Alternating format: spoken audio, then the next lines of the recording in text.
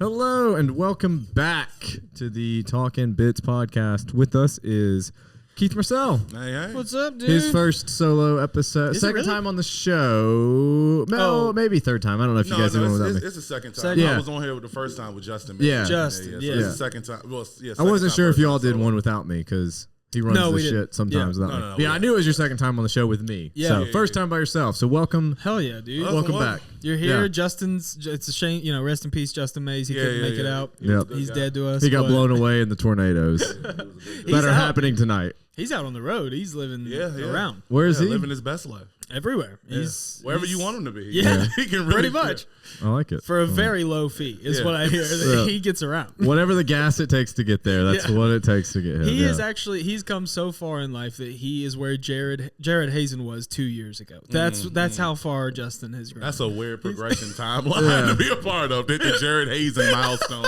in your like life.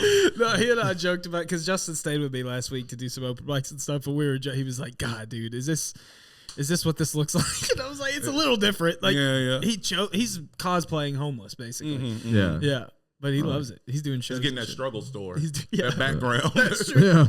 Yeah, Getting he's his gonna come origin out story. Strong Yeah. fighter. Yeah. Strong fighter. Well, Keith, welcome back. Welcome. You were in JC tonight or today because you are headlining. Headlining the Wallace Theater. I'm excited about that. That's right. I've only heard great things about like that venue. Have you never been in the Wallace? I've never been in. Me neither. Holy No, shit! I've walked Really? past it a bunch of times. But I've Whoa, never been dude! inside. Oh, this is great. Then that's Yeah, so yeah, much yeah. better. Yeah. That's great. I mean, it is.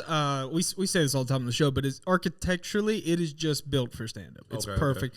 It's like a kill box. There's a term for it. It's super low ceilings, narrow walls. ooh. It's deep, but it's stadium seating, so the Oh. back row can still see. Okay. It's BYOB, so everybody's getting kind of fucked up. You know, Okay, okay. And it has a green room that goes behind the curtain behind the stage, and it's just the best green room. All around. right, It's all right. yeah, I'm it's excited. it's gonna be awesome. It's not too nice. Like it's not like a nice couch because I will fall asleep.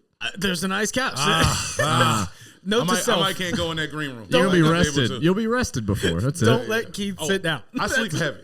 I sleep very heavy. It's no getting You'll up. wake up, the show's over. Yeah, I'm gonna That'd do be my funny. hairline is set from the Yeah. fucking couch in the green room. we can make it happen, I'm sure. So the Wallace is great. This is our second Don't Tell show there, but of course I've done several shows there, and Travis has started to produce some stuff there and stuff. Okay. Oh, that's great. They're That's a really great good. venue to But have. we were just talking before we started about the lineup tonight. It's going to It's be a killer a good show. lineup. Yeah. Hot.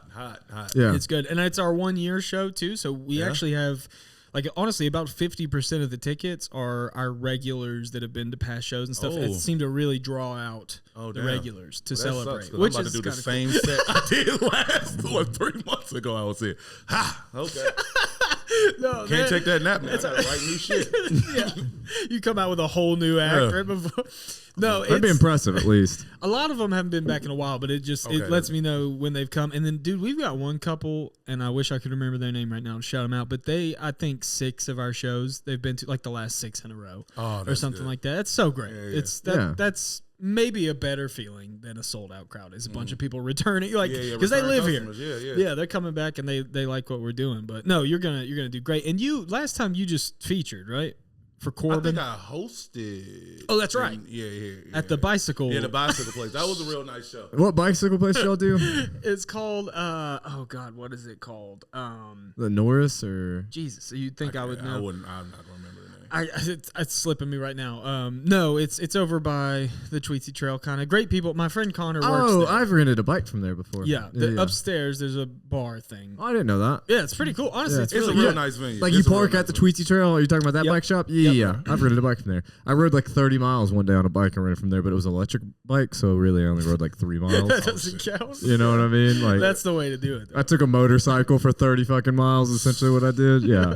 So, Yeah, that was fun. So that night we had a great lineup too, but that crowd was kind of rowdy. I thought. Yeah. It I mean, was they're at a bar bicycle show. shop. Yeah, I think it was also like an anniversary show. I think it was like, yeah. it was kind of like a after work thing for most people that were there. 'Cause I think it was a lot of a lot of employees that were Definitely. there. So like they were just hanging out and having Yeah. a good time. And I getting think fucked. the family, like the owners, are a very sweet couple, and they had a kid that was like college age. I'm thinking that whole right half basically over there was all his friends and shit that all came out to like a show, which is still great. I mean, they were a fun crowd, but you could tell, and a lot of them, it was like their first comedy show, you know. And they just don't have the etiquette. Exactly. Yeah. Exactly. Oh, before I forget, I may have mentioned it on a previous show, but I'll be in Knoxville next week seeing Aziz Ansari. Oh, hell yeah. Where at? What? I think Civic? I think it's the Bijou. Okay. Yeah, I think it is. Yeah. So I'm very excited for that. So I've talked about it on here. I went I became sober last year, and as a 1 year, like, congratulations, you did it. Oh, you're doing it? No, my wife, she got me those tickets as like a present for That's like good. you did it for a year, man. and that was still cheaper. That was still cheaper than buying beer for a whole year. So it kind of evened itself out. So well, I do think you've had long enough off now. It's time to start drinking again. I think so, man. Your body is back. You can handle it. I don't know, man. I think one beer, I'm gone. Well, right now he's trying to substitute them with Red Bulls. Yeah. What did you say? You drank 3 Red Bulls? No. I drank 2 cups of coffee and a Red Bull today. Which is the same as 3 Red Bulls. Yeah. Which is the same as heroin. Dude, at my worst, like at the time of my life where I treated my body the worst, I used to drink a cup of coffee in the morning. I'd get to work and I'd drink a 4-pack of Red Bull, and then I'd drink like a 5th of whiskey every night. A 4-pack of Red Bull? Every day. 4 cans. 4 cans. Jesus. Every Sounds single like my day. story with food though. Like just substitute it. Listen, I'm not. Here's I'm a not. 4-piece. Yeah, Not a, just a 4-piece. It's not genetics that make me this skinny. It's the amount of caffeine that I drink. Okay, I just sweat out everything. you're just just because sprinting in place. I'm at all so times. anxious. Always. Metabolism real high. Yeah, no, my metabolism is actually really low, but I'm just like jittery all the okay, time, and okay, it's okay. like You are Yeah. a You get jittery steps guy. inadvertently. You yeah, are a jittery pretty guy. much. Yeah. Yeah. It Imagine shows itself in the pompadour normally, but that's kind of calmed down over the last year, so you don't see it as much. Is that hair? Is that That look. Thank you for That, asking. sorry. pompadour? That's the thing. Dude, I thought you were calling me like a fucking troubadour or something. Like I was gonna gonna try start to singing. get it from context No, clues. That's kind of like what I was getting at, but like I was like a pompadour. What kind of pretentious ass motherfucker? Pompadour. What Like, did you immediately thought? What did you? Yeah. You know I what thought it like should- personality or something, like his bravado type. That's not shit. bad. That's I not I bad. kind of like I just didn't. I didn't know. Like he looked at my hair, so that's kind of what gave me. Michael's Okay, like, okay. is that a dog breed? Yeah. Is that a Pomeranian? I thought you were talking about like you know what a troubadour is, like Yeah. the people who like stand on the corner and like play music about like a town. Like I thought he was calling me that. Like No, not at all. Pompadour's like, you know, like Johnny Cash has the big thing, or like Conan, like the big swoopy yeah. thing. And the Somebody thing said I looked looked like I was in the Bee Gees yesterday, and I was like, I don't buy it. They had long hair. and This same person also. they fucked too. This same the person Bee Gees also. fucked, dude. When my daughter was born, this person also told me that nice I should segue. not vaccinate her, and then I was like, oh, we're probably gonna get her vaccinated, Sure. and then he spent the next month or 2 of his life sending me, I think 10 different videos of why I should not vaccinate my daughter. So. Oh, wow. He really That's a thought he was special- helping. Yeah. That's cool. There's always those special people that like to send you stuff. I've got one of my own. Yep. I've got an aunt who sends me a countdown to Christmas calendar 4 days a week. I'd say. Yeah. What, like now? Like Yeah. stars? Yeah. How many days until Christmas? Year round. Most recently, I'd have to look. I tune it out as best I can. That's but wild. it's Well, you just really stepped on the joke I was gonna make, but it's okay. Go ahead. to be honest with you, there's starting. It used to be annoying. I'm kind of starting to admire it because The dedication is real. If you scroll up in that conversation, it is all the left-hand side for about the last 3 years, and it's just a countdown to Christmas and me not responding. Yeah. If you Or find. occasionally she'll say, "Are you mad at me?" Oh, dude, I Is hate. she actually into Christmas or is it just? Yeah, she's kinda Brother, okay. if she's Yeah. sitting a countdown to I Christmas. mean, just saying. No, she hates it. She has to have those decorations up by September for her to have this Oh, type yeah. of dedication. Yeah. Okay. Yeah, That's how she she's spent September 11th. She's Yeah. that is Just Santa Claus, never forget. that is tough. Yeah, I don't She's know. like, man. I'm gonna show the Muslims. Do you- yeah, I'll celebrate God's holiday on 9/11. Keith, so we're here. I So don't feel good about that one. I'm sorry. that Let's was go good. ahead. too late. Too late. No cutting it out. So you got a couple new shows running too that I want to make sure that we touch on. Tell us. Well, first of all, the thing that most comics I know have always said about Keith is that he's the funniest guy around, but he doesn't produce and doesn't do a lot That's of accurate. his own. That's accurate. Which is. That's a very nice way to say it. But the reason I don't know the It's a reason. very nice way of saying he's lazy as fuck. No. It's He'd more. be so good if he tried. No. If he put forth any type of effort, It's not what this I'm saying. guy. What I'm saying is. Keith has peaked, is what we're What saying. I'm saying is, there's always been the question of He why could be on not? podcast upstairs. Why not? Is what I'm saying. The question is why not? Because so many people produce shit, and you go, why? Why do you care so much? Like it's because it's hard to be good at Name producing. Is like a It's a whole different thing. It's a whole different Different thing. animal. And honestly, as somebody who does produce, I have said to many open micers and stuff who come to my shows, yeah, don't produce. Like, I don't ever recommend it. So, I mean, just walk us through kind of like your decision to start producing shows and then, where they're at now. Because it's still super early on in both of them. But, I mean, it looked like you had a great turnout for the first show. Both of them. Yeah. For both shows. For me, it was just like, I don't know. It's just, my interest just wasn't there in producing it, and like my heart just wasn't in it. And then like I've tried to produce shows, and like the first couple ones didn't go well, and it's just it took a shot to the ego, like when you do a show and nobody shows up. Oh yeah, and then like you have 5 comics like waiting for people to show up, and you're like, oh, just give us 30 more minutes, and we're gonna get my cousins and people on it. They said they were gonna be here for real. Yeah, you're flagging people off. First show I ever produced, we were barking for it, and it was on a road. Like there wasn't a sidewalk. Like, we were just standing on the fucking by the front door, just barking at people. It was pretty driving cool. by. Yeah. It was you were there? I was there. Oh shit. Yeah, I got suckered into that. No, it was honestly there is something to those shows though where it kind of blows all your expectations out of the water, and then you just have fun. And I feel like that truly was a very fun show, mostly because it's like there's no stakes on the line. Like just fuck around, have a good time. But me, but yeah. Well, except we wound up having a great show. But I mean, with yours, Keith, you did Central Cinema for both of them. Is that right? Oh, Central cool Cinema spot. For the first one. Okay. Oh, very great spot. Wonderful. And then a place called Spacecraft, which is like a makers things, like different businesses get together and like it's like a workspace, unified workspace. Oh, that's and cool. but it's all artists, so it's all different artists. Like it's an improv team, it's a team of drawers. I guess is what you call them. That's not awesome. a professional name for I think a it drawer, is. but it's called Knoxville Draw. So I'm trying to figure out what you call them. Sketches. Yeah, sketches, and you have people that do Sketchers or shoes? sketchers, yeah. Those are Then you shoes. have people that do pottery and stuff like that. So it's a whole Potters, potters, Potters, then, drawers, singers, writers. yeah. Sure. Welders in there, and they welds. They welded in the middle of all of it. You got somebody painting, and right next to him is welding. Well, it's like a back room area. There's an eye doctor right next door. Hey, that would be cool. That would be cool. This honestly sounds like one of those like wings of your high school where they cram all the shop and auto body kids. Like, and there's weird fences in the hallway for some reason, and like all it's the a kids prison. are trying to graduate in the 11th grade. All the fucking, what's it called? I can't even remember. Co-op. GED people. Oh, the G. Oh, yeah. Those people. Yeah, I felt like why is it that shop class is like where dreams go to die? Dude, I love my shop classes. What are you talking Of course you did, about? dude. That's exactly what I'm saying. That's what I'm saying.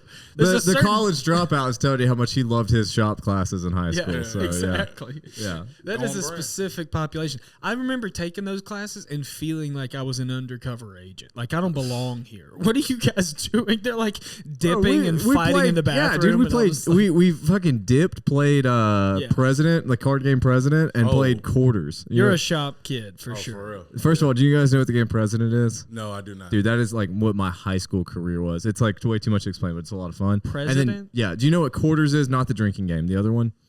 No, I just know the drinking one. So the non-drinking one is you put your knuckle down like flat on the table, and the other person gets a quarter.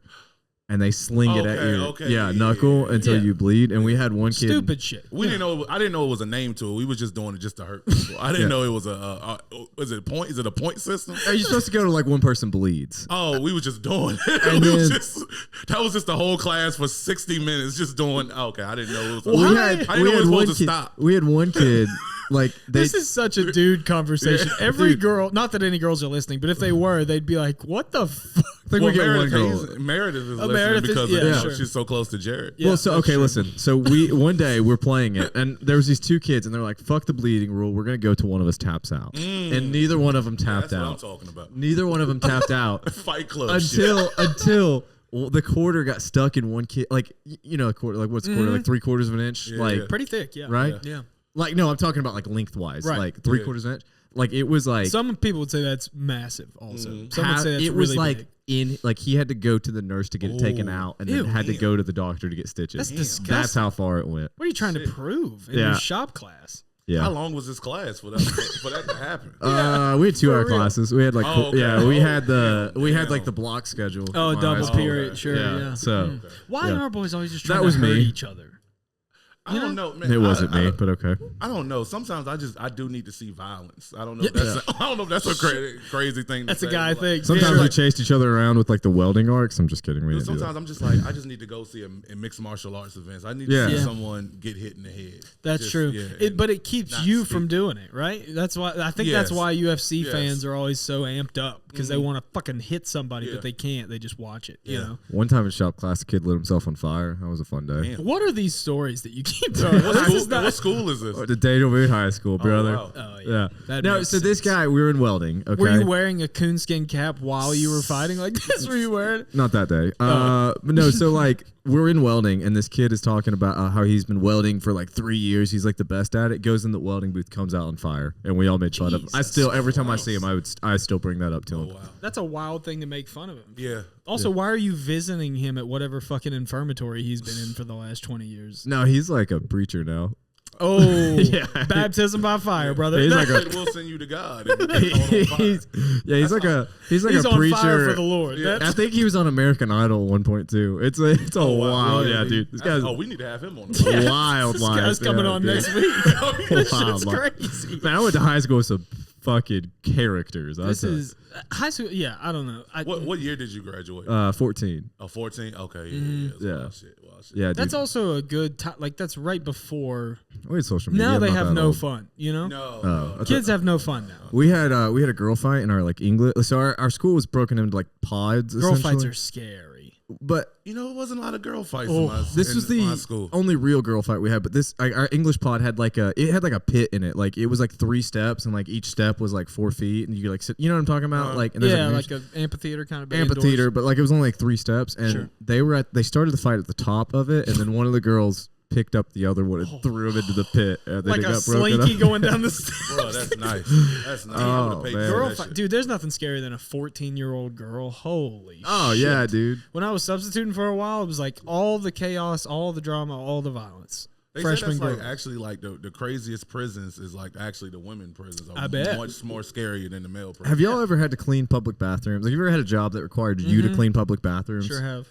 Women's restrooms are 10 times Worse. nastier than men's restrooms. Yeah. And I don't know what that's about, honestly. Yeah. That's why them transgender men wanted to be in the men. Like, I want to put on. That's it. Yeah, that was the real reason. That's what it was, man. I'm trying to get the fuck out of here. Yeah. Yeah, that's Get away worth from learning these how to tampons stand in the up and trash piss. can. I want to step on some piss on the floor. Yeah, dude. Ugh, I don't know. They're both so bad. They're both really bad. Humans I've drop my cleaned keys in more public. poop off of women's restroom walls than men's restroom walls. You dropped your keys? Is that what you said? And just piss in the men's bathroom. I'd get a new car. Yeah. I would have had. I'd I'd get a new house, car, whatever other keys are on there. I'd just get new ones. Yeah, I should have. Sell your house. I can help you. That's gross. Yeah, That's, dude. ugh. I would just not. I don't know. Anyway, why are they pooping on the walls though? How did that? they don't poop on the walls. They poop in their hand and then they Smear it. smear it. Pain. You've never cleaned a public restroom No, before. I have not. This is all new to me. Shit happens. Shit Literally. does happen. Yeah. Yeah. Amount of blood. pretty bad. Just not to be even worse, but you do clean a lot of blood out of women's restrooms too, which is Well, even here's worse. my question to you, because I think that's true for a lot of places that have public restrooms. I feel like mine in particular, I worked at Starbucks for years, and our restrooms are like the notorious interstate stop for, like it's a free restroom. You don't have to buy anything. Every homeless person knows Starbucks is like Planet Fitness. Like you can go in there and be there all day, and they can't do anything, and blah blah blah. Really? Yeah. So people would just I fucking. got kicked out of a Starbucks in France. That takes a lot. Well, France, but they don't fuck around. We finished our coffee and they're like, "You guys got to leave now." I was like, Whoa. "Okay." Was it a line outside? I mean, it was the airport. To be fair, it was the airport. Okay. It was the airport in. Actually, it was didn't like Italy. you. I'm sorry, it wasn't. saw It your wasn't France. Pompadour. That's what it was. Yeah, I saw the Pompadour. Like, quick quote, I got our word. No, it was in Italy, and we were sitting in the Starbucks in the airport, and like we finished our coffee, and like within 3 minutes of finishing our coffee, they're like, "All right, you got to go," and we're like, Did you pronounce espresso wrong? Because they don't like that.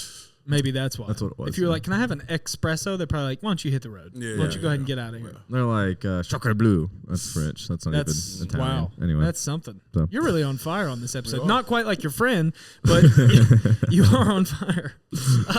Keith, so the I'm Hold sorry. on. I actually wanted to ask a question. Did y'all laugh while he was on fire? Like, did you say Oh yeah, dude, we made fun of him. okay. I was 14 years old. Yeah, dude, I made fun of him. What do you? He was fine. It was his arm. Oh, okay. I thought Yeah, like, like, I'm thinking full body. No, like, dude. Yeah, you sold that a little. okay. Yeah. He kept running. He came running out with his like. So I don't know what they're called, but like the welder bibs, essentially. You know what I'm talking about? Yeah. He had that on, and his like arm in the welder bib was like completely engulfed, and we had a sink like not far over, and he just ran over and turned on the sink and put his arm in it. Oh, he's fine then. Yeah, he was perfectly fine. He didn't even go to the nurse. I'm kind of disappointed. He was done welding that day, but he like that was it. You know, They took away his torch privileges They for a really couple did. weeks. Yeah. They put him on the TIG welder. Like, Let's be honest. If he went to Daniel Boone, he's got torches at home. He's gonna be both welding torches and tiki torches. If you catch my drift, he is a preacher, so who knows? You know? Full circle, dude. Full circle. Keith, this comedy debate show, let me ask you about this because I've actually done some shows that I think are a similar setup, but I feel like you're doing it better, if I'm being honest. I think because I kind of got the idea of what you're doing, and of course, I want you to share with us that whole thing, but the way that you're setting it up bracket style with these people and stuff, I think that is so much fun. Do you think like the audience just loves the battle? What are they debating about? Let me ask you that. Yeah. The first topic it's different topics. Like it's 4 battles for the show. One topic was for the very first show was Gen Z versus millennials who had it tougher growing up. That was a fun one. One was coffee versus energy drinks. What's the best way to start your morning? That was a real fun one. The last one was like cable versus on-demand streaming. Cable television versus on-demand. Which one was the better? Who took the cable? Like, what was their argument? Cable was like time with, but it's like basically it's like you come up with like a real reason. You just find a way to make it fun. And time with family, and it was like less scroll fatigue because you do get fatigued like when you scrolling through stuff. Oh, so it's like a legit answer. Okay. Yeah. But she found, but like the goal is to find to give a legit answer, but to find a way to make it funny. It's great for me because I like to see comedians do other things than like stand up comedy sometimes. So it's like nice to see comedians flesh that other muscle other than just like. Yeah, so I think, do you find that it's like a little premise factory too? Yeah, for sure. Right? Dude, we had a writing session like that Saturday, and it was just fun just to get in the room with comedians and just bounce ideas off each other, and just see what you can come up with. Some of the stuff you can take to the stage and like That's how I write like a lot of my material. Like I'll write something else and this is funny, and then I can take this over here. Yeah. Well, I know. So we've done. Obviously, they do the knockout thing at Blue Ridge, and then he used to do Pick a Side, Stupid, which is sort of a debate show, an argument podcast. It's like type 1 of deal. minute on. Yeah. And you are given the topic as you get on stage. Right. Oh, okay, it's a little different though. But then my brain thinks with yours, Keith, it's almost more like they do bottom of the barrel at the mothership, or like where you draw a ticket out of a hat. You don't. It's like in the moment. It's just riffing. I think that's such a fun way to, like you said, like create new jokes, like or at least ideas. What's like how does it work? So it's 2 comedians on the stage, right? Yeah, 2 comedians come on stage. One comedian gives their opening statements for whatever they're debating for. The other comedian then goes and gives their opening statements for whatever they're debating for. The other comedian then gives their 3 reasons for why their thing is better than other comedians. The other comedian does the exact same thing. Then the next round is a rebuttal round. So you get to rebuttal whatever the 3 things the other comedian said was like a positive, and say, that's bullshit because of. So that how round, long did they get though? Yeah, a minute each for each round. And do they know the topic before? Oh yeah. It's like a month, and like I do like the impromptu thing of it. And I was thinking about that aspect, like doing it like that at one time, but I kind of wanted to eliminate the because some people aren't that like decent on the fly, like quick. It's hard like to and think some of the topics are hard. Like if I got on stage and I all of a sudden I didn't know I had to debate why cable was better than streaming. Yeah. I would just be like, you gotta know, family matters, like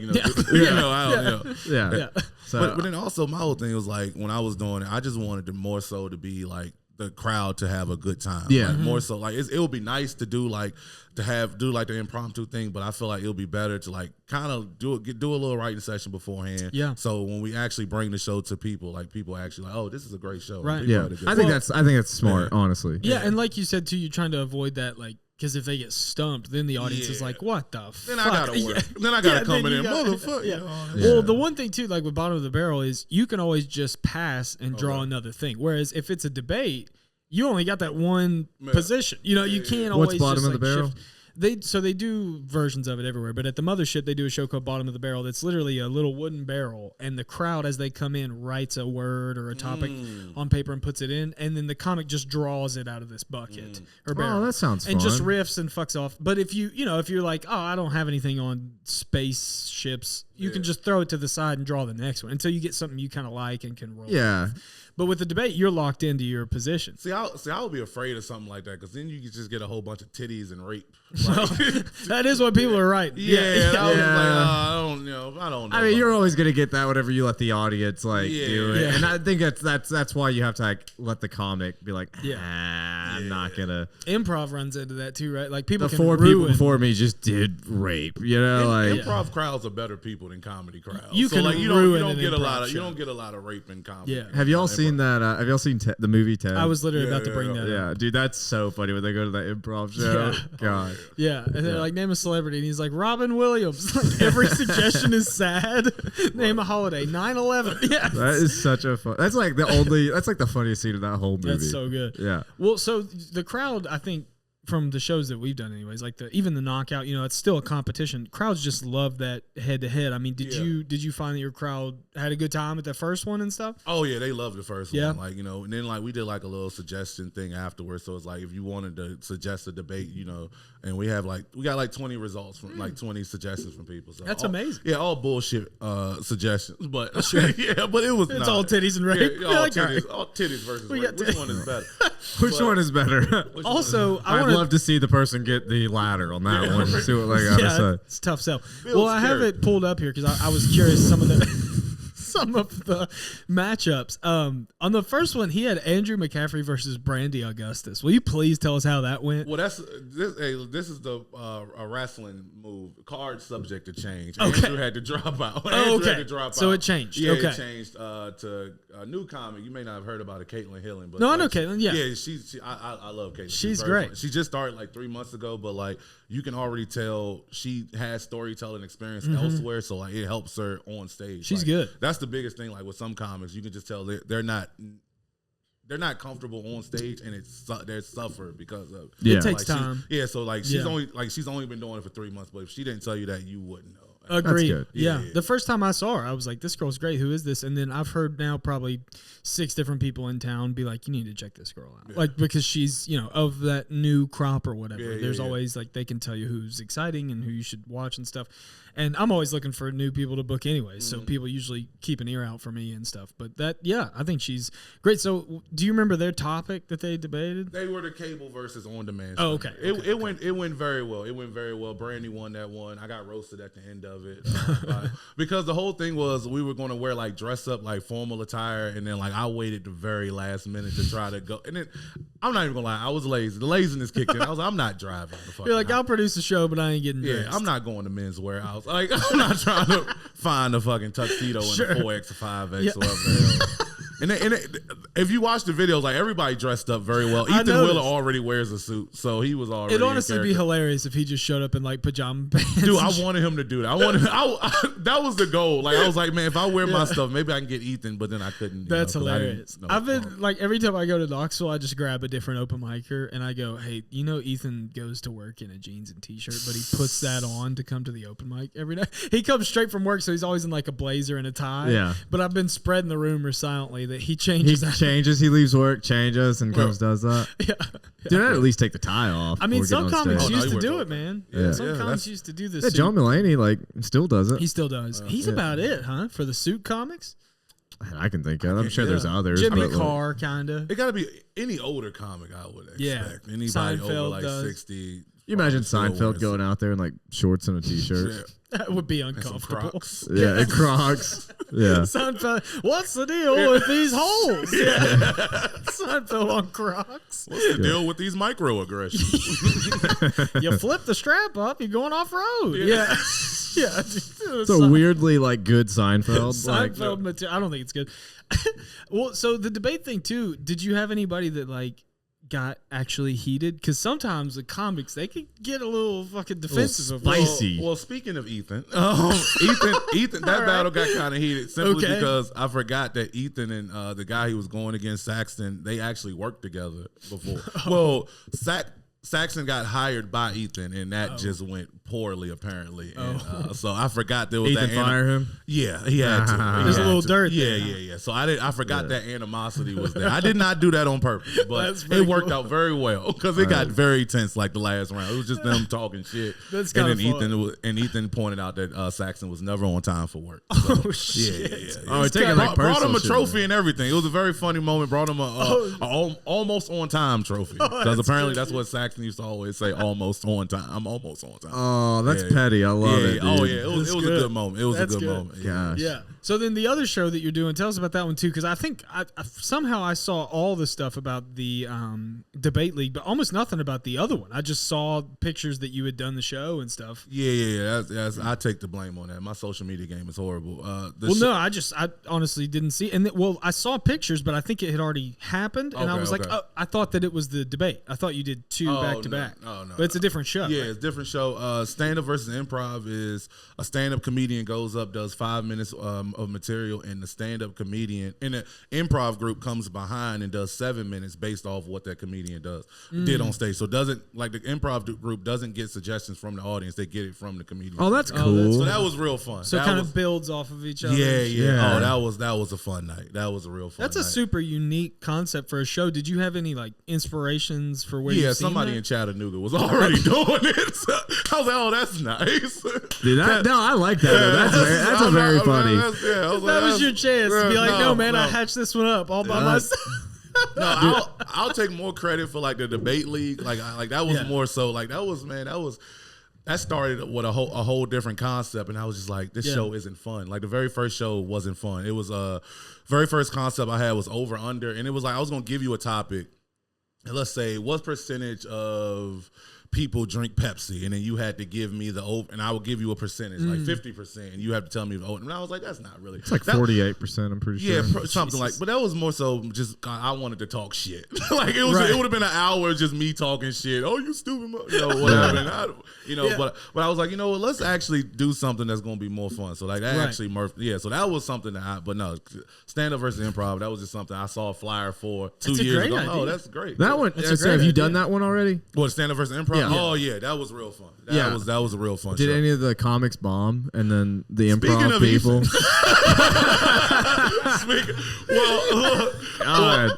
Welcome to Ethan's roast. This has been a rough episode for Ethan. I love Ethan. Ethan's very funny. Ethan's very funny. I love Ethan. I told people, I said, be conscious of the fact that the improv group has to get material based off what you said. Like understand that. Like even me, like I do stuff about weed, but I was like, you really can't. You don't want to do certain topics because it's kind of hard to do an improv based off of it. And everybody went up and did very well. Amanda Cruel went up and did very well. They got great stuff off of her.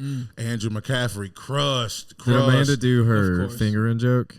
No. Which one? No, she didn't do the vibrator. The one about her like having to have surgery. Oh yeah. Oh no. Because that would be very funny than to immediately have somebody. They have to do improv it. Yeah. Sorry. No. She does have a lot of vibrator material. That would have been fun to act out for the improv. No, she didn't do none of that. She didn't do none of that. Thank God. Yeah. No, that would have been good. That would have been good. Yeah. No, fuck God. That probably would have been fun. Fuck the devil.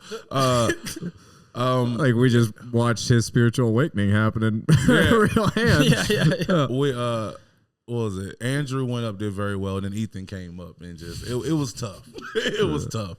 It was why do you think it was like his material? Yeah, it was just a whole bunch of felonious stuff. It was kind of hard stuff to like merge into improv. Yeah. Like one story was he was having sex with his wife and his daughter touched his back of his hand and he still came.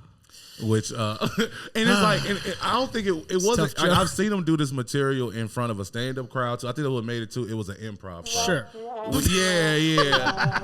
No, I'm sure it's a great joke, but it's a weird place to do it. Yeah, improv. I don't know. That's a weird joke to make in general, but and it was like 5 minutes of stuff like that in front of a crowd that's not a stand up. I kind of like it. I kind of respect him for it. I've seen him do that same set in Evate, the Pirate Tavern, and it went very well. Crush. Sure. But in Spacecraft, in the Makers Market with the welders in the back and people making buttons the drawers for the homeless and shit like that, Making buttons for the homeless. Like it did. Making buttons. Yeah, that's the most Knoxville shit I've ever heard in my life. It did. What do they need buttons for? I don't. They close their jackets that are being donated to All them. 6 of their jackets. Yeah. Oh yeah. My disorder is this. That's true. Approach with caution. Yeah. Oh, those buttons. I was thinking like Shirt buttons? Shirt buttons. Yeah, I was thinking shirt buttons. He's like, they got 6 jackets on. They got a fucking button. Yeah, I got to button their shit up. What are you talking about? Yeah. So that makes more sense. From a producer standpoint, it sounds like both the shows went well. Are they both something you're going to continue to do? Oh yeah. The next one we already have the next date for the Comedy Debate League, which is next month. Then the following day is going to be the next stand-up versus improv. So I'm very excited about that. Yeah, that's awesome. Is that? Are you just exhausted after 2 nights back to back?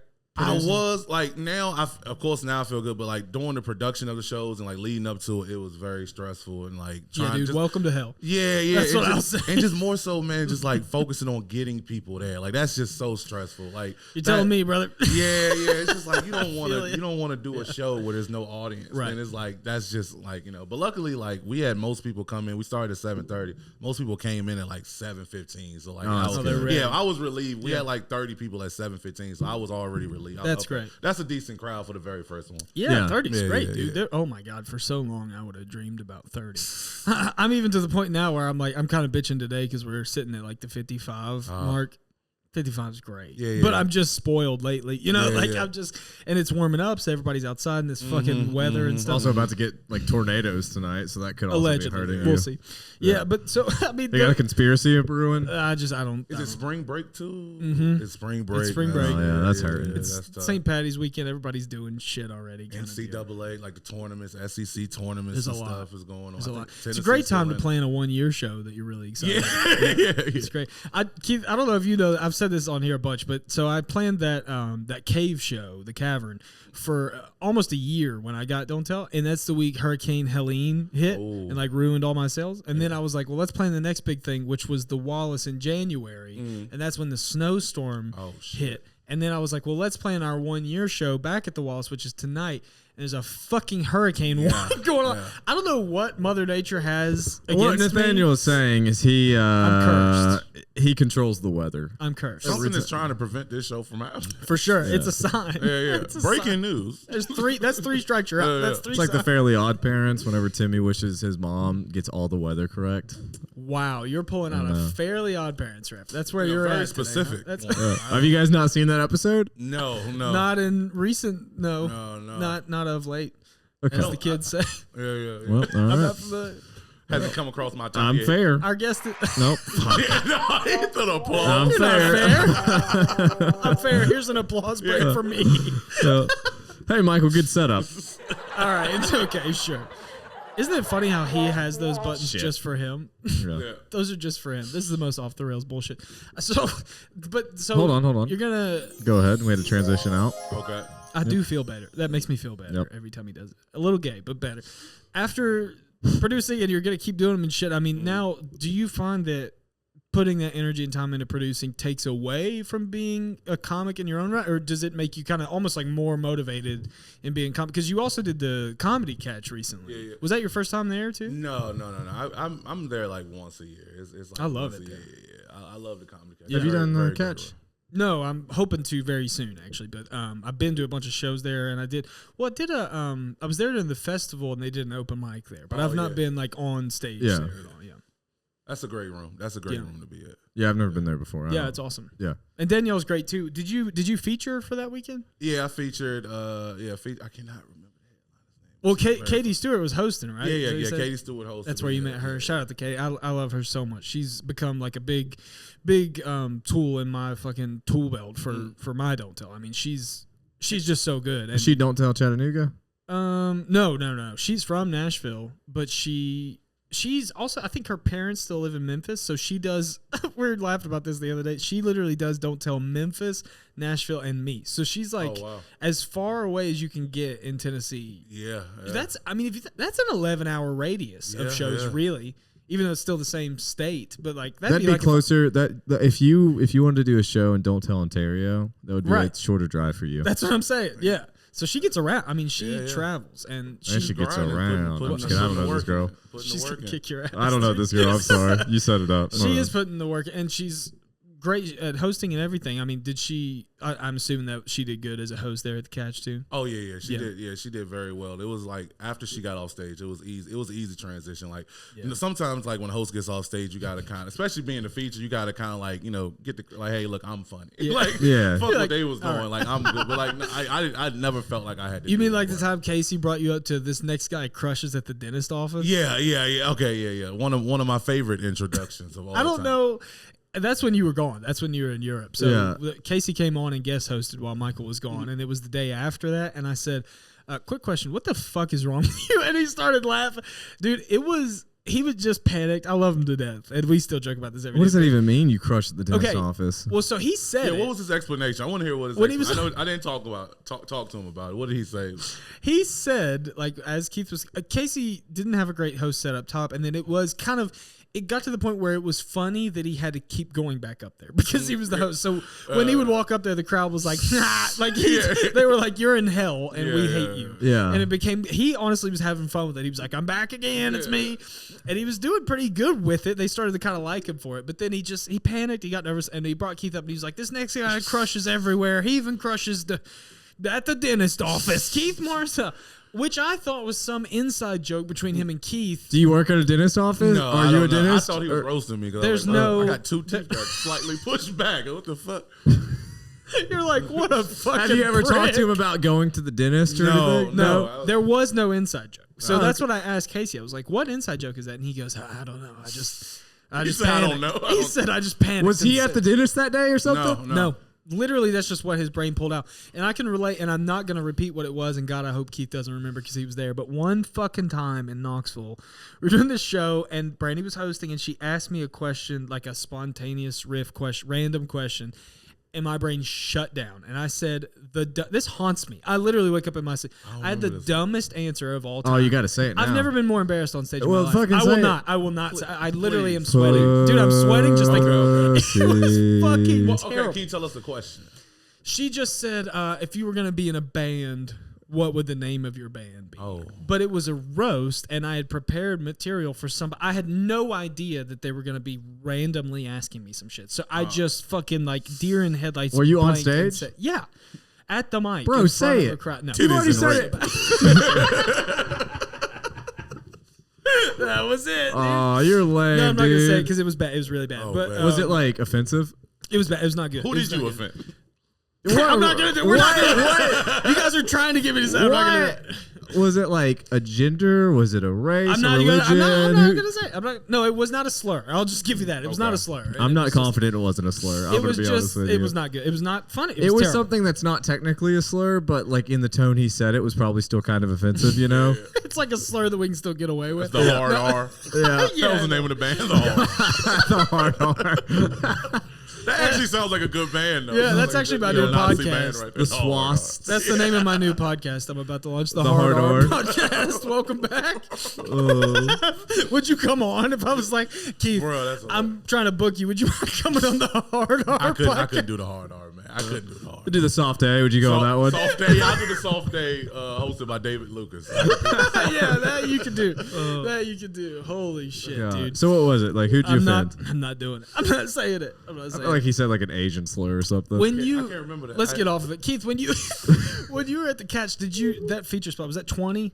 20 minutes? I believe. 25? Yeah. So that's about what you'll probably do tonight, headlining. Is that where you feel kind of most comfortable right now at that 25-ish mark? Or? As of right now, yeah. Especially now because it's like I'm trying to write new material and it's like I'm going through like a transition off a stage and it's like a lot of my material, I feel like I've outgrown it. So it's like a lot of the stuff I can't do. So I've done 45 minutes to an hour before, but like a lot of that material, I don't even feel comfortable doing it anymore. Yeah. I don't feel comfortable a lot that I'm doing in my 25. Like I got to do something. Yeah. I got stuff about smoking weed, but like I don't really smoke weed like that no more. Right. Like, I got to do it because I need to fill these 3 minutes. Sure.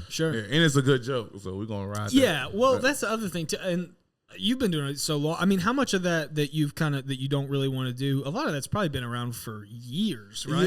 Yeah, that, and it's just like topics and just things I'm talking about, like on stage. Like, I don't want to say I'm trying to get more serious on stage. I don't want to ever feel like I'm preaching on stage, but I do want to bring forth some of the stuff that I think about off stage, like on stage. It's just trying to figure out how to make that shit funny. Yeah. Because some of it's not funny. Some of it's just sad and depressed. Not like my life is just sad. It's like just the state of the stuff like I feel like the state of the world. It's like I'm disappointed in the state of the world. It's like how do I make this funny on stage other than me just ranting to people? Like we need to start loving each other. I mean, that's a tough thing to do too. Yeah. Some people rant. You can. I don't want to rant. Yeah. I don't want to be. I also wasn't on stage ranting. I was sitting on this table ranting. So that's true too. True too. I've always been like, I want my comedy to be like 90% comedy, like 10%. If I want to say something like that was like deep or like whatever that really means something to me, but I'm always like, at the end of the day, people came here to laugh. Right. People. That's what people have churches for, and and Tony Roberts, or whoever motivational speaker. Tony Robbins, I think. Robbins. You're looking for. Yeah. Tony Robbins is a comedian. Well, him too. He's helped some people, I'm sure. Full circle for a second. You know the guy I told you caught himself on fire? His name is very close to Tony Roberts. I thought you were saying his name. It is Tony Roberts, dude. He's on fire. Yeah. But hell yeah. No, I think that's I understand what you're saying because like I've kind of done that too, where it's like I write a joke that's kind of like predicated in like my core beliefs. And it's like nobody wants to hear that. Bro, it's hard. Yeah. Because then you come off as preachy, especially like and it's tough, especially if like your beliefs are in any way political or against the religion of the area, whatever, like that. So like you do run into the issue where like it has to be so funny that the people who disagree with you find it funny.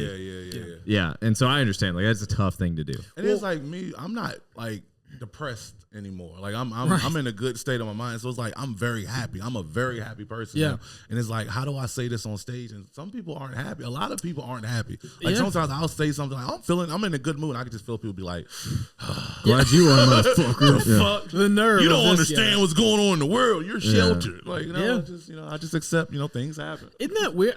I was talking about this the other day with another buddy of mine who's ironically thinking about starting comedy and but we've been friends for a long time and he's kind of been hanging around and stuff and we were talking about it and I said comedy is like one of the only things where people come in expecting like pessimism but leave with joy. Like if you go up there and you're like everything's shit, they'll leave and be like that was such a great show. It's kind of a weird exchange, but I know what you're saying too, like you want to somehow bring joy while being happy yourself, like that's hard to do without seeming like I'm shitting on people, right? Like it's certain things that like I've came through and to understand like through my journey. It's like I want to share that stuff with people, but like I don't want to make people feel bad about like going through shit, and some. It's like people didn't come to the comedy show. I need to write a book. You don't want to get preachy. Long story short, I need to start writing books. Do a podcast, dude. I listen to it.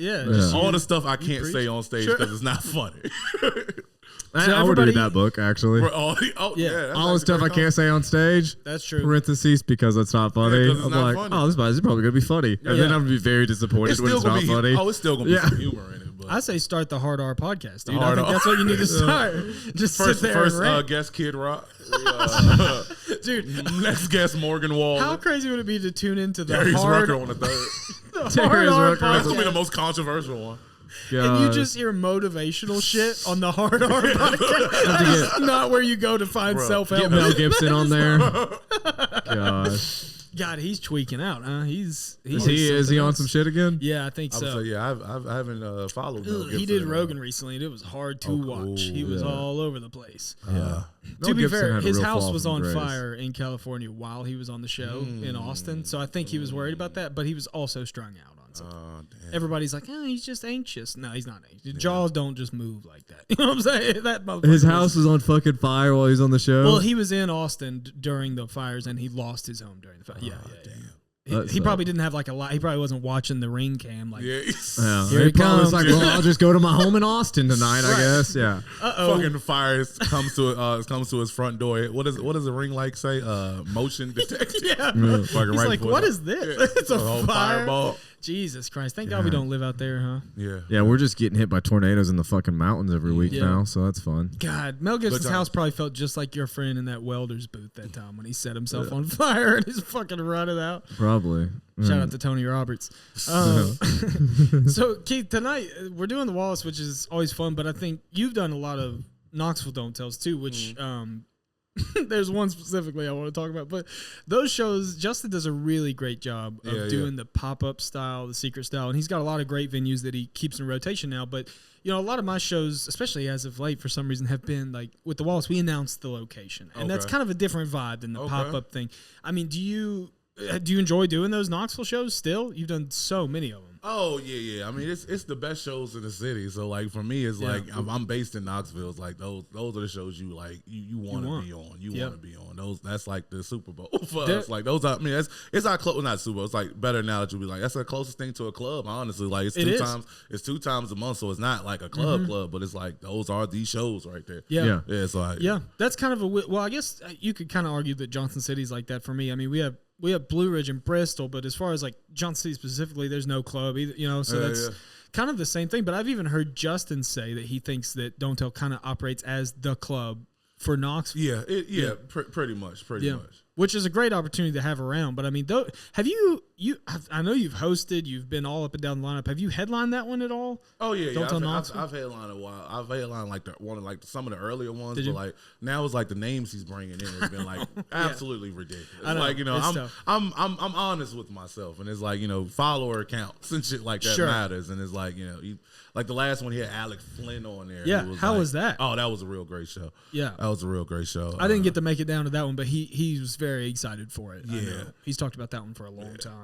We've had Mark Norman drop in on shows, so like so I haven't headlined in a while. I've been on the lineup, but it's still regardless. It's fun time. Always a fun time. It's always good. Well, the thing with you too is like you're such a heavy hitter that it's such a crazy blessing to have you anywhere on the lineup, or especially at host, because host is so important. Yeah, and a lot of people don't want to do it, even though like it's kind of the second to headliner. I think it's the most important job. Yeah, one of the most important jobs. A lot of times though, it's, and I'm super guilty of this, host is kind of the last thing on my mind. So you don't always book the strongest host, and that really kind of fucks up the whole show. Yeah, they set the tone for everything. For sure. Yeah, for sure. So, I mean, that's, I know Justin's even talked to me before about like people kind of griping about being placed as host or whatever, and he's like, it's kind of a compliment that I'm asking you to host. And the one that I wanted to bring up is you hosted for Sam Talent. And I think we may have talked about this when Justin was on, but one of the funniest things I think I've ever seen is when you brought up Sam Talent as a guy who can crush at the dentist too? No. That would have been better than what I brought him up as. He brought him up as this next comedian, and you used all his I'm correct credits. I'm gonna come clean on this.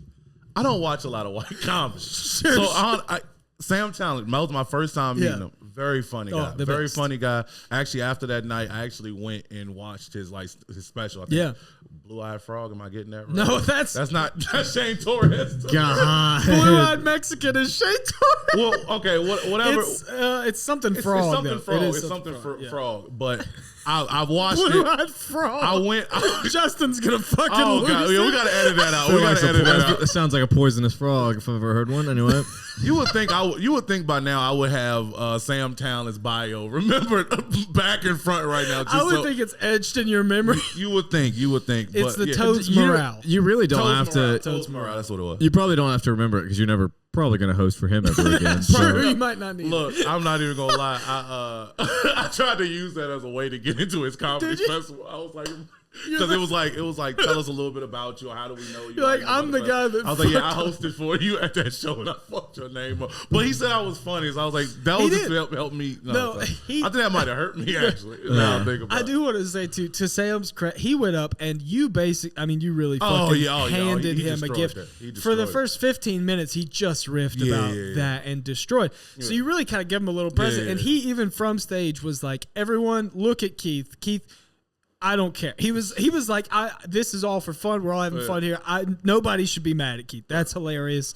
No worries. Like he was making it very clear he wasn't actually upset. And then it was like that was my first time saying I didn't know how big of a deal he was. Yeah. And then like I didn't know that he actually had fans. Like sometimes Don't Tell headlines are just I'm headlining tonight. Right. And so sometimes Don't Tell headliners don't have fans. So I didn't know like this guy had fans. So like now it's like thinking about it, I'm like, oh, everybody, that's why everybody was so confused. They were so disappointed. If he didn't have a name, if he didn't People were like, I was like, what the fuck? Like, that's how I knew I fucked up. Yeah. I was like, I saw somebody's face like, what the fuck? Like, I thought Sam was here. I wanted to see Sam. Who the fuck is this? Well, the one thing too, blue-eyed Mexican frog.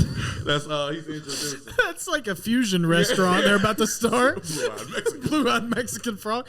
So Sam also wrote maybe the best fiction book about stand-up ever. It's called Running the Light. It's fucking amazing. And I noticed, like, I went with Dustin because he's a big Sam Talent fan too. And when we walked in, like 2 out of 3 bros in that room had a copy of the book like in their back. They knew Sam was there. So then he's like worn Shane copies. Torres. It wasn't like copies they just bought. Yeah. Like, it was some They covers didn't just leave hanging Barnes off. and Noble. They It was some rips and dog-eared corners and shit. They highlighted sections.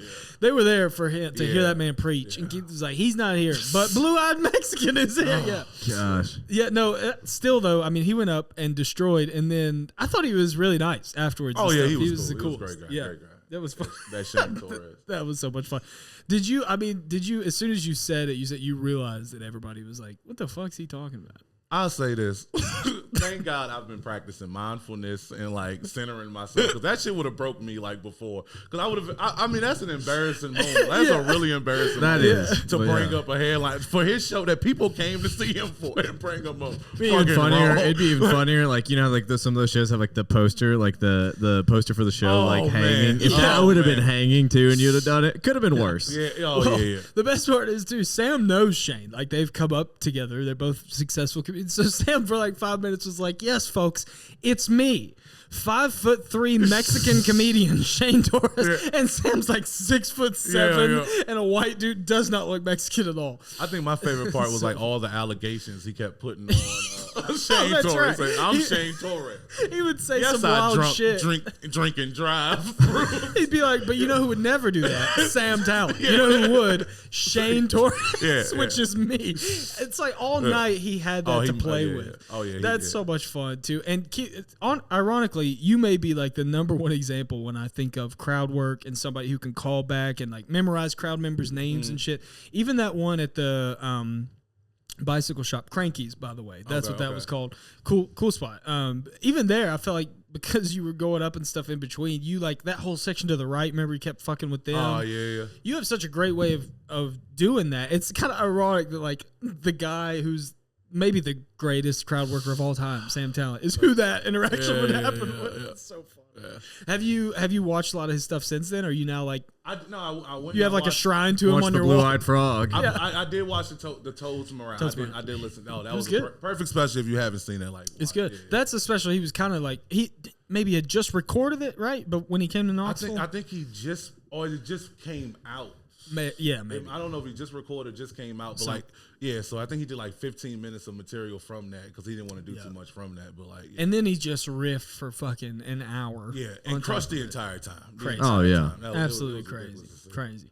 Well, the Wallace is such a cool room for that too. The way it's theater style and stuff. Like I feel like I know you're gonna do very well there. But we've even said before, it's hard to do not good at the. It just is built so perfect. But it's mainly an improv thing, right? Mostly, okay. Well, Maloney, the owner, is a great dude, and he's an improv guy himself. Okay. So he does mostly improv, and then he's tried some stand-up shows over the years, like since we've been doing it and stuff. And I think maybe he just hasn't found the right producer or the right person to work with yet, and so he's tried some stuff, and then it's fallen through. And then, but now, like with Don't Tell, wink, wink. Well, I think the real reason he's open to Don't Tell more is because we handle everything. All he has to do is unlock the door. You know what I mean? And then sell his wares and stuff and try to do the best he can. And we pay him to be there and shit. So it's easy to work with me. And then Travis started producing his first independent show, Travis Stevenson and Friends, and he did it there, and it went great. It was awesome. That's a great guy to work with at the Wall. Yeah, it makes sense. I'm happy Travis got it. Yeah, and Trav will be there tonight too. He's going to be on that show. Spoiler alert: this will be out in a week, so nobody cares. But Trav will be there too. Are there any names, Keith, that we haven't? I mean, we kind of fucked with Ethan a little bit and stuff, and Justin and Travis and stuff. But who are some people right now, like in Knoxville, that you're super hyped about?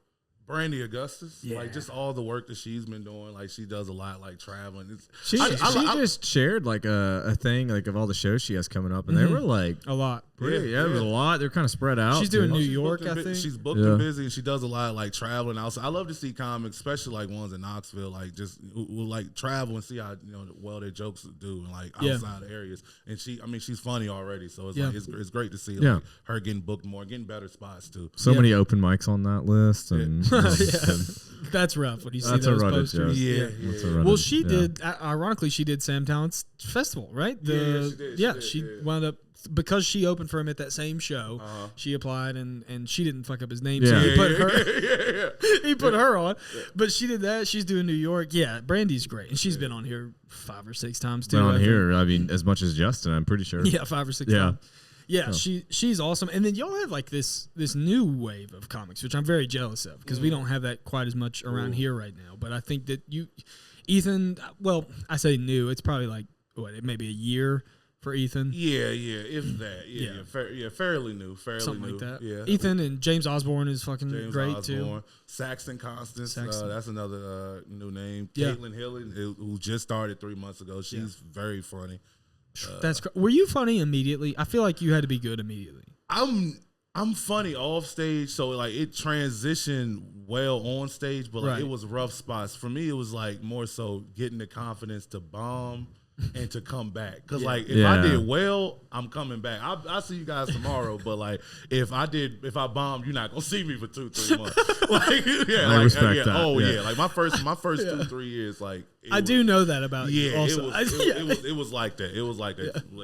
Well, I've asked Justin before. Like I think last time when you guys were on here and you rode together, I was like, you guys want to go out after the show? And Justin was like, it depends on how Keith does. He was like, if Keith does good, he'll want to go out. But if not, we'll probably hit the road.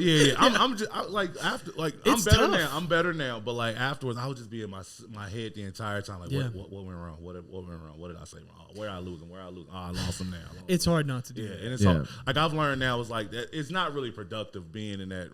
That was rudimentary mind. Sure. Yeah, just keep thinking about the same thing over and over again. You think it helps though, because I'm thinking about it. Like it's actually. Do you listen to every set? I don't listen to none of my sets. You don't listen. It's hard. It's hard for me to listen. It's hard for me to listen to my sets, and like so I listened once on the drive home. I'll listen if I did something like new. It's like, okay, I need to specifically. I'll listen to just that part. Need to hear like what it. You're like skipping forward 10 seconds at a time. It's like, God, this is far in this. It's hard for me to just listen to myself. I'm still like I'm gotten better with the being like overly critical, but it's still some of that stuff where it's just I'll listen to it, I'm like, oh my God, why did I say that? You gotta listen to them alone for sure. There's nothing worse than a comic that's like, hey, you want to listen back to this open mic set? You're like, oh no. I didn't want to hear it the first time, much less fucking. I watched you bomb live. Now I have to listen to you bomb. No. Want the recap? Yeah. Of this badass set. Who I think it's Why either didn't you delete it? I think it's Damon Wayans that has allegedly recorded, like film and audio recorded every set he's ever done for like 30 plus years, and it has them all on DVD. And like watches back through them and shit. And I mean, he's one of the greats, so it clearly works for him. Oh, it definitely. That makes me want to kill myself just thinking about it. Yeah, that's pretty. That's rough. But it has to be because it was a time period with a few sets where I was working on like new jokes where I did listen to like the whole set, and I could see how it could be beneficial. It's just hard to get over that hump and actually. It's just do awkward. Like it doesn't feel beneficial in the moment, and that like I know it's beneficial long term, but while you're doing it, it's just like this doesn't feel like it's doing shit. You know. I'm always afraid too. For me, it's like I like for my stuff to sound more natural. I'm afraid if I listen to myself too many times tell a joke, I'm gonna start saying scripting it. I'm trying to stay away from. I try not to write my jokes down because the second I write it down, I script it, and if I script it, like you stick to it. Yeah, and like I noticed because when I started out early on, like I would write out my whole sets, right, and I would go up there and do the same fucking thing no matter what. Yeah. And I'd miss a word, and then the whole set's done. Yeah. And so then I quit writing them down, and now if I miss a word, who cares? Like I got the punchline out. Who cares? Well, Keith, you're great at that too. I feel like you're so, I guess, organic would maybe be the word. Like every set, even though you do a good job of keeping your set consistent. Like it's the same jokes, the same set, but it feels fresh and new.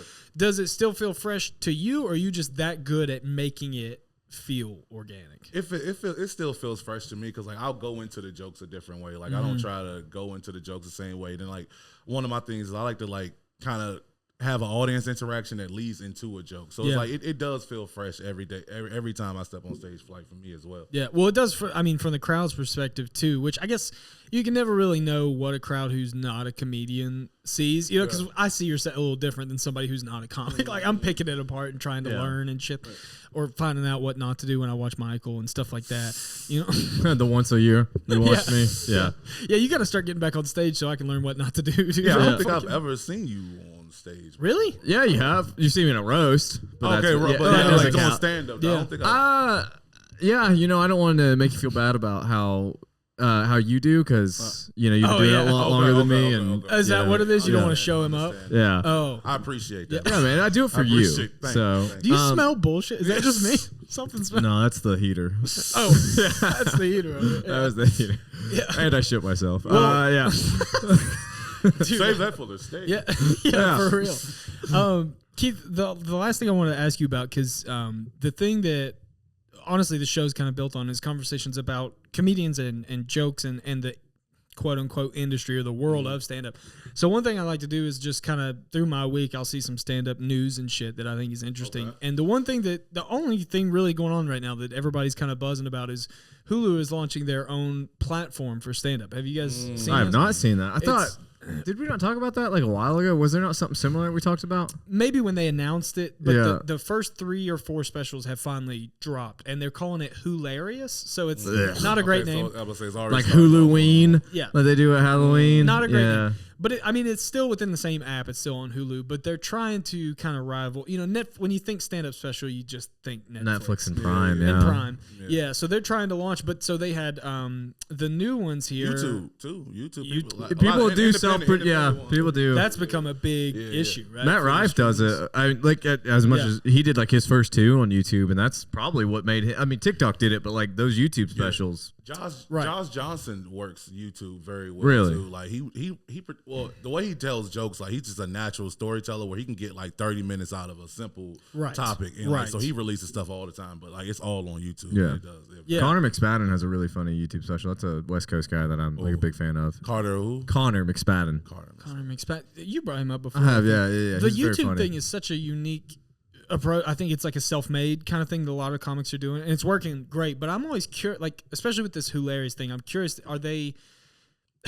The thing that a lot of people say about Netflix now is they really back comedy. You know, like they did the roast of Tom Brady. They're doing a partnership with Kill Tony next month where 3 episodes of Kill Tony are going to live stream on Netflix. They're maybe going to pick it up every week. I have something I don't like about that. I'm going to be honest with you. Okay, hold on real quick. About the Netflix thing. Okay. Netflix did this. I have a 2-year-old next month. We all know. Baby OJ. Shout out her. Shout out.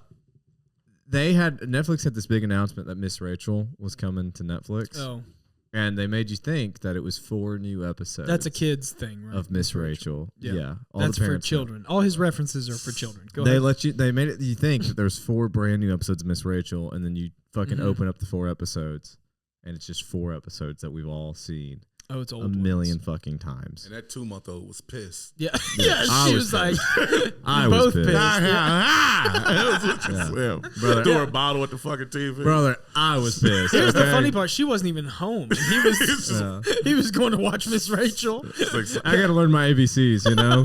It's hard, though. Some of those kids shows are good. Like, I used to like the Backyardigans. I don't know if you ever watched that. Oh, hell yeah, dude. Yeah. I used to love the I'll tear up some of that. Miss Rachel's like the educational one. Her pleasure show is Frozen, which and it's gone up. Yeah, I think I said last week I've seen it like 30 times. I've probably seen it about 100 times now. You've watched a lot of Frozen. I have. Yeah. Oh, they have a TV show? No.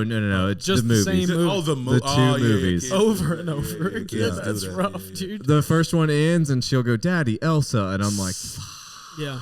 Oh, that's right. There's 2. At least there's 2. I mean, if it's the same movie over and over again, it's only half as bad, you know? Yeah. Interesting. My niece is on Inside Out 2 right now. I don't have kids, so that's a good one. Yeah, that's a good one. I love that movie. That's a good movie. That's good. I was so excited when she came over last week. I was like, oh my God, I get to watch Inside Out 2. Listen, I like that one too. Elemental. If she hasn't seen Elemental, it's good. All the Pixar movies. I didn't like Elemental. Are you racist? Yeah. Yeah, dude. Says the host of the Hard R podcast. You're the host of the Hard R podcast. Not yet. You're gonna take it over. Yeah, I'm the guest. You're the first guest. Yeah, that's true. Well, the Pixar stuff is not. It is for kids, but it's also not. You know, like Up is not. It's great writing though. Like if you Up's not a good take movie. the kid aspect, it's just great writing. Inside Out like, too is awesome. Inside Out, both the Inside Outs are good. Dude, you see Wreck-It Ralph? Wreck-It Ralphs are good too. That was a good. They stopped it too. They should have kept that going. Yeah. I feel like. Inside Out is like, my mom's a therapist, and she went to watch it with me and my niece. We took my niece to go, and she was like, "This is like a deep movie." Like yeah. And then like my niece is 5, but like it's teaching her like about different feelings and stuff. So like she's able to recognize her feelings. Anxiety and stuff. Like, I like Inside. Like, she'll say that shit. There's a lot of Pixar movies. I like them the first time. Most of the Pixar movies I like the first time. Yeah. It's like when you get to 30, 40, 50, 60, 70. It's dad shit. It's just kind of like, let it go, you know? Oh, I get it. You try and do more. That was a long way around for a "Let It Go" pun. That was. I thought it was a good one. I thought it was a good one. Okay, so I do want to. So who are the comedians? The Hulu thing, real quick. So Chris DiStefano, who I think is hilarious, he's a New York guy. He's releasing a special. Bill Burr just released a new special, really? which I saw that. huge. Who's Bill Burr? Fuck off. Huge, absolutely huge. And then the other one, George Lopez. Shit, who's the other one right now that just did? Jim Gaffigan. Jim Gaffigan. Oh, really? Roy Wood's got one. Sebastian Maniscalco's doing one. It's like they've kind of recruited a lot of famous comics onto that Hulu ship. But I think, do you guys think that is that a cash grab for them, or is it that they actually like the art form and they want to support it and get it out, or is it both? Maybe? I think yes. Yeah, like it's probably both. Yeah, it's both. Right? Like there's easier ways to make money than pouring money into comedians. That's true. But yeah. They obviously there is money to be made, and they obviously, whoever's idea it was, they like comedy or they wouldn't have done it. Right. Well, that pick of comics too, like especially Jim Gaffigan, Sebastian, that's a pretty safe pick. Most people like that comedy, whereas like Bill Burr and even DiStefano, I think you're really putting true stand up out there. I'd say Bill Burr is a safe one too. Bill Burr is the most famous comic in the world. Yeah, right but now. He's much more edgy, quote unquote, and like, he's not as family friendly. Because it's one thing if they just get like Larry the Cable Guy has a new special, people are gonna watch. Which we're still waiting for. We're counting the days until Larry. So that new Larry drop. That Larry I didn't realize you were such a Cable guy. I fucking love Cable. Listen, he's about the Pixar movies. He's been watching Mater, and he's ready for a new special. That's true. Cable versus streaming, dude. Full circle. Full circle. I was team Cable. Yeah. Were you really? I was. Like legitimately, or like that's what you drew? No. He's team Cable. I am team Cable. I would prefer Cable over streaming. Really? I don't know. It's something about just knowing, okay, 9 o'clock, this is about to come on. You like commercials and... I mean, I don't pay for none of my streaming anyway, so I got commercials. I know how to go to the bathroom, get something to drink. That's true. Phone. It does give you a break. Yeah. Harder to binge watch. You need that. I feel like you need that. Just Agreed. that little split second of just... Listen, like my healthy mindset, I agree with you, but my depressive mindset, I'm like, fuck off with the commercials. I want to sit here and give eat me all that shit. Cookies. And You're like, I need constant stimulation. My brain is dopamine. fried from TikTok. Yeah, you I need that dopamine. I need that.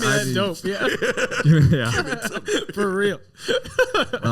I think you guys have a show you're gonna have to get to, so we probably should wrap this one up. Surely do. Keith, is there anything you want to plug? What's your next dates for your shows? Let me check that out. Let me pull this. Michael, you want to plug Yeah, while he's looking? Yeah. Wednesday.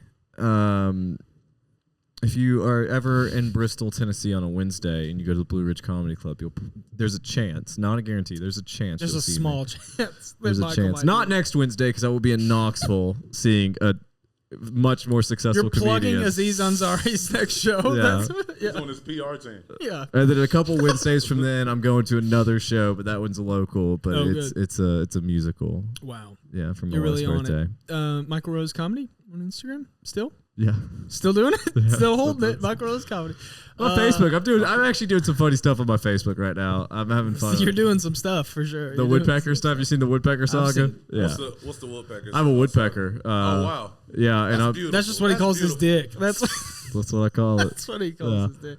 I'm a woodpecker, and I've been making a bunch of real estate videos, and then being like somewhat educational, and then I'm just cutting to me ranting about this woodpecker, and people are stopping me in the streets to talk about it to me. Oh, that's nice. My neighbor messaged me. She's like, "I'm so sorry you have a woodpecker." Like, it was funny. It's affecting the whole neighborhood. Yeah. Is it like waking you up early? Like, yeah, dude. Like it's every fucking day. I've never wanted to kill an animal more in my life. I don't kill animals. Okay. Right? You need me to do it? Please, you dude. need a real man to come over kill and it. kill your woodpecker, which sounds more sexual than it is. And all the Especially with way. your voice and how low you said it. You want me to? Yeah. You want You a want me real to come- man to come over? Yeah. You want a real man to deal with that woodpecker? Dude, that woodpecker won't even know what hit is. Just let me go. All right, next, Keith. What are your shows you got coming up? April 24th is the next comedy debate league. Follow that on Instagram. Follow that on Facebook. I'm going to start posting clips on that. And the next stand up versus improv, also in Knoxville, is the 25th, the day after. So 25th. That's So is April. that Thursday and Friday? yeah, that Thursday and Friday. So I'm excited about That's that. good. Yeah. Are you just like counting the days until that weekend? No, I'm not. I'm gonna enjoy. That's I'm tough to enjoy. do. Yeah, no, just simply because it's like, man, after like the closer the date comes, the more it's just like it's work now. Like getting everything together. And it's not fun. Like right now, it's fun to think about, but when you producing, it's not fun. And it was so crazy. I know like, exactly. Even during the show, like everybody came. I thought it was awful. I thought the show was awful because like I'm in my head. I'm thinking about I'm thinking about goddamn, the debate. Maybe the structure is fucked up. I'm thinking about this. And like people are coming up to me, oh God, it's great. I had a fun time. I can't wait to do it again. I'm like, okay. Yeah, And I don't think I remember maybe 2 of the Don't Tell shows that we've had. Like I just black out. Every time. I'm just so stressed. It's hard to enjoy it as a producer. It's hard, and people always ask, "How's it going?" And I'm like, it depends on the week. Like if I'm on an in between week, if I don't have a show, it's going great. If you see me on Friday before a show, I'm like, God, I need these fucking tickets to move. It's like it just depends. I've tried so hard not to get wrapped up. But then obviously you're headlining tonight. Do you have any other stand-up dates coming up of your own? I'm actually in Asheville, March 28th. If anybody wants to come out to that, it's going to be a model face comedy event, so you can follow them. I think they're heavy on Facebook, is where they post a lot of their stuff at. Yeah, and I'm in Knoxville next week at Ebony and Ivory Brewery Company, which is a venue out there, that's going to be a very fun time. I'm trying to think of any other shows. That's awesome. On top of my head. Well, just though. Instagram, what's your comedian? Comedian Keith Marcell on Instagram. So you can find all his dates there. Follow us, follow the show, obviously. Please follow, because I have something like very interesting I'm working on. Like, okay. I'm very excited. Hell yeah, dude. Yeah, follow along for some updates there. And then, of course, you come back on anytime to talk about what you got going on. Follow the show, Talkin Bits Pod. Follow us. My Instagram, InBooer Comedy. And don't tell Tri-Cities. Yeah, we love y'all. Yep, bye. Bye. Bye.